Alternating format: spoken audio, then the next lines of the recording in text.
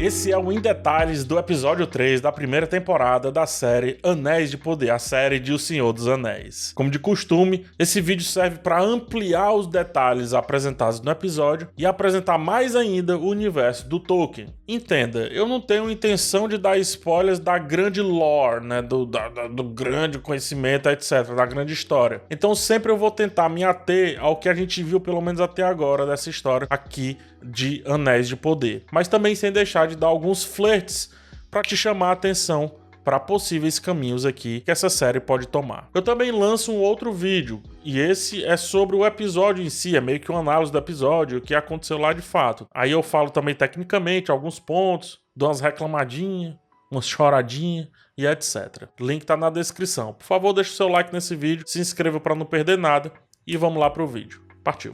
Galadriel descobre o que representa a marca de Sauron. Nada mais é do que o conjunto de montanhas para além de Gondor, conhecida como Mordor, o local onde Sauron vai se alojar e então será o centro de todo o seu mal. Essa cadeia de montanhas que forma o desenho, aquele desenho que ela encontra, aquela marca, a gente pode ver também em O Senhor dos Anéis. Frodo, Sam e Gollum passam por ali e também aparece várias vezes nos mapas lá dos filmes. Também é um local muito bom para o Sauron criar o centro do seu poder, porque é um local de difícil acesso, bem como é próximo de terras onde os humanos já foram aliados a ele, né? E no caso também aliados a Morgoth. Vimos também os orcs aqui, e são eles quem ajudarão a construir essa sua grande fonte de poder e trevas. Ainda sobre Sauron, teve um momento que Sauron precisou de Númenor, e isso foi antes da construção de Mordor. Para entender Númenor em Anéis de Poder, primeiro vamos para o mapa. A grande ilha de Númenor fica entre as terras de Valinor, à esquerda, e a Terra-média fica à direita de Númenor. Por mais que o povo da ilha de Númenor, os Númenóreanos, sejam grandes navegadores, eles não podem ir em direção a Valinor por conta do acordo com os Valar, e até aquele momento não tinham tanto interesse assim na Terra-média. Por isso o conflito de que Galadriel quer ir para a Terra-média, mas quem é que vai deixar?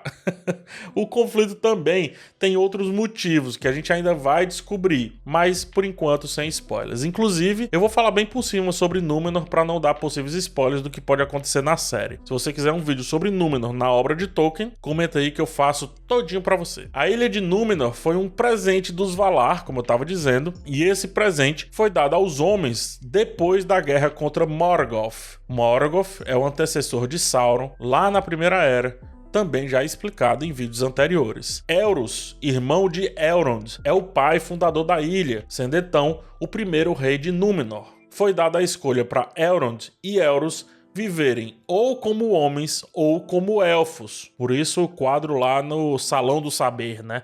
Elrond escolheu os elfos, e por isso também a vida eterna. Elros escolheu os homens, e ambos, é importante dizer, são meio-elfos. Elros e os seus descendentes Númenóreanos, por terem escolhido o lado mais humano, digamos assim, mais humano do que elfo, vivem mais do que os humanos normais. Por isso que há aquele conflito entre os homens Númenóreanos contra aquele que eles chamam de homem ou humano inferior, aqui representado por Halbrand. Importante dizer que a treta de Elendil com a Rainha Regente, representante ali do Ar-Pharazôn, né, que é com quem ela fala naquela cena toda misteriosa e tudo mais, eu disse que ia dizer aqui no vídeo em detalhes, estou dizendo agora, que dali é o Ar-Pharazôn. Isso é uma treta que surge porque a missão dos próximos governantes, pelo que eu entendi, é se distanciarem mais dessa origem dos elfos. E Elendil, descendente de uma linhagem que é mais aliada à origem de Númenor, ainda talvez represente o que a Rainha Regente não quer mais representar. É tanto que ele sabe sobre o Salão do Saber, trata bem a Galadriel, sabe da origem de Númenor e esse negócio todo. E demonstra também respeito por isso. Númenor é a representação do mito de Atlântida no universo de Tolkien, o que também nos faz pensar que ela é também um mito ali na Terceira Era da Terra-média. Mas também, assim como Atlântida, o mito de Atlântida, melhor dizendo, é um local 100% autossuficiente, tanto em questões militares quanto em questões tecnológicas. A cultura dos Númenóreanos está fortemente ligada ao mar, por isso o lema de que o mar sabe, né, que as águas são sábias. Particularmente, eu sempre imaginei os Númenóreanos como os fenícios, não sei se vocês concordam. Mas aparentemente, os responsáveis por Anéis de Poder também pensam assim, porque a aparência de vários personagens, que aqui representam os Númenóreanos, lembram bastante as descrições dos fenícios. A título de referência e curiosidade, Aragorn é um Númenóreano, mais precisamente um Dúnedain, ou seja, um descendente dos Númenóreanos. Só que aí sobre os Dúnedain, eu também precisaria falar em um vídeo lotado de spoilers mais profundos do que a gente está vendo em Anéis de Poder. O fato é que estamos na Segunda Era, como eu já expliquei também nos vídeos passados, e Aragorn pertence à Terceira Era. Aragorn é da linhagem de Isildur, apresentado aqui também. Então ele é sim parente de Elendil. A questão é, como é que essa linhagem foi parar na Terra-média? Pensou sobre isso? Enfim, eu vou parar por aqui para não estragar nenhuma boa surpresa para quem só quer acompanhar a série. Perceba que o episódio foca bastante em uma grande e frondosa árvore branca que está lá próxima ao castelo de Númenor. Ela não só aparece, como ela é a origem da grande árvore branca de Gondor, vista lá em Os Seus Anéis, e símbolo de Aragorn no terceiro filme. Ele usa a heráldica, né, que é essa árvore, e é justamente a árvore branca de Gondor. Como sugeri, por algum motivo, alguns Númenóreanos vão para a Terra-média e fundam Gondor e Arnor. Essa árvore que vimos agora é Nimloth, uma árvore ancestral e ligada à origem dos grandes reis. Lembre-se da história de Morgoth e como o cara adorava derrubar árvores. Falei nos vídeos passados. Tanto que aparecem aqui capangas de Sauron fazendo algo muito parecido, né? Derrubando árvores enquanto vão construindo ali as suas instalações, digamos assim. E também por isso, tanto enfoque nessa grande árvore branca. Será que alguém vai ter interesse nessa árvore branca, hein? Se sim, quem? É sempre que o rei tá possuído, né? A árvore perde suas folhas. Não é assim?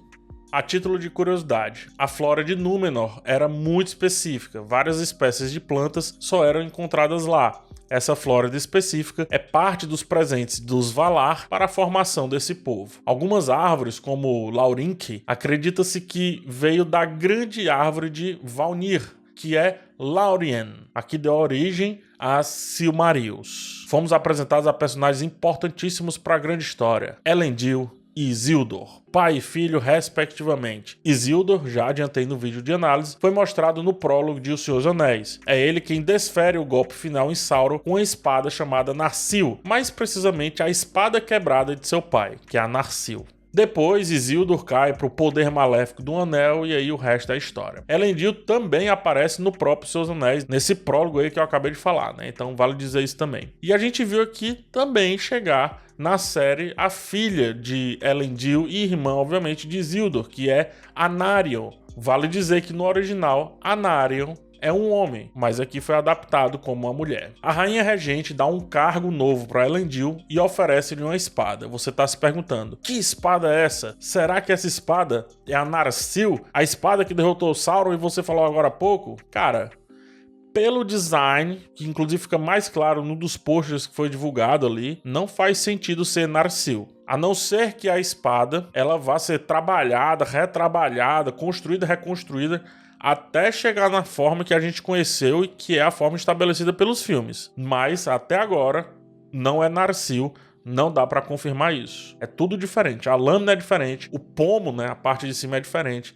a guarda é diferente, a cor é diferente, tudo é diferente. Então, acredito que não seja Narsil. Aqui vimos um pouco mais dos orcs, uma raça bem comum para quem já viu os filmes. Eles são os principais soldados dos exércitos do Senhor das Trevas, perdurando então desde a Primeira Era. Eles são, gente, é bom entender, 100% mal. Não tem nem escapatória de ter reflexão em cima disso e de não ter maniqueísmo. É o puro maniqueísmo do Tolkien. Orcs são mal e pronto. Eles foram criados do mal supremo, diretamente de Morgoth, e serviram tanto a ele quanto depois a Sauron 2 vezes. Os orcs sobrevivem em cavernas profundas, poços, câmeras subterrâneas e se conectam por túneis subterrâneos também. Eles se alimentam das trevas e eles temem, por isso, a luz, tanto que Sauron gera uma grande sombra para proteger os seus soldados. Mordor, inclusive, é essa grande sombra, por isso que os orcs adoram Mordor. os anãos já encontraram os orcs nas suas profundas escavações, só pra você ver como é que os bichos são. E, inclusive, eles estiveram aí pela Terra-média e sempre que o mal volta,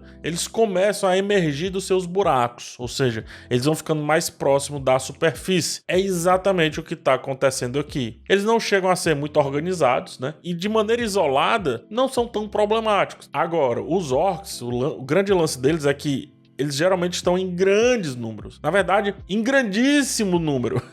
E o episódio 3, esse episódio aqui em questão, até os coloca de maneira levemente organizada, porque eles têm um líder. Eles estão se protegendo do sol, eles estão escravizando as pessoas ali organizadamente, e tudo isso porque eles têm um líder. Mas é aquela coisa, é uma liderança forte, os orcs precisam dessa liderança muito forte. Como eles são o mal puro, essa liderança também não tem como ser de alguém do bem, não tem como. Aí a pergunta, né? É Sauron? Eu não creio, mas talvez um de seus generais, por que não? Foi dito que eles estão procurando algo, mas pelo campo devastado, dá para entender também que eles estão construindo alguma coisa. É sabido que Sauron, quando reapareceu, fez o seu reino das trevas em Mordor e construiu as fundações de Barad-dûr, usando justamente os orcs nessa empreitada toda. A curiosidade aqui é que muitos orcs inicialmente desprezaram Sauron, porque não sabiam ainda sobre esse tal de Anatar, quem era esse Anatar, e não sabiam que Anatar era um disfarce de Sauron. Depois que Sauron se revelou,